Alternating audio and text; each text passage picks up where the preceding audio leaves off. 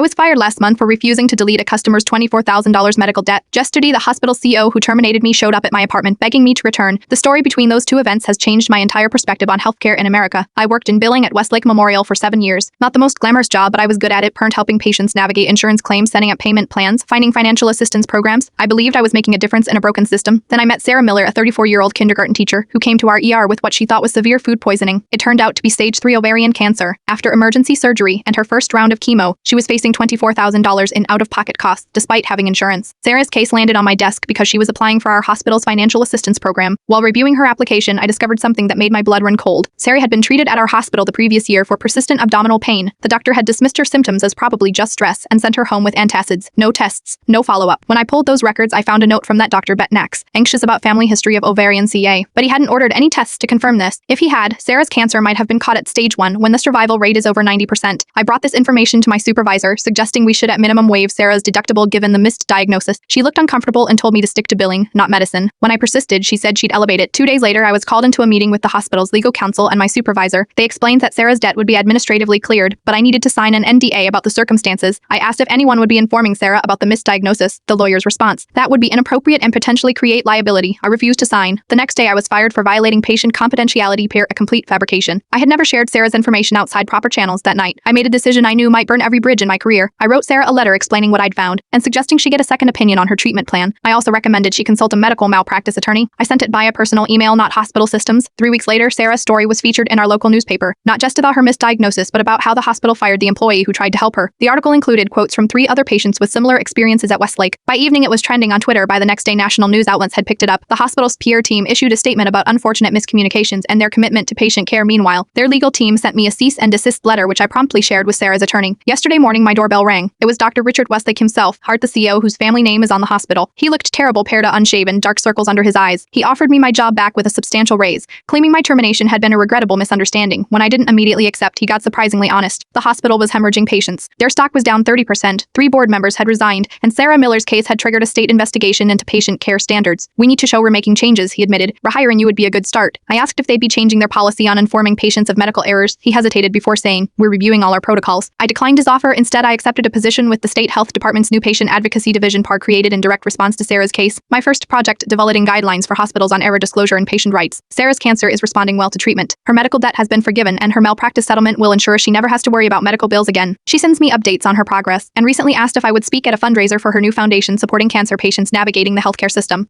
Sometimes doing the right thing costs you everything, and sometimes it gives you something far more valuable in return. If you've ever stood up against a broken system, share your story. The world needs more people willing to risk their comfort for what's right.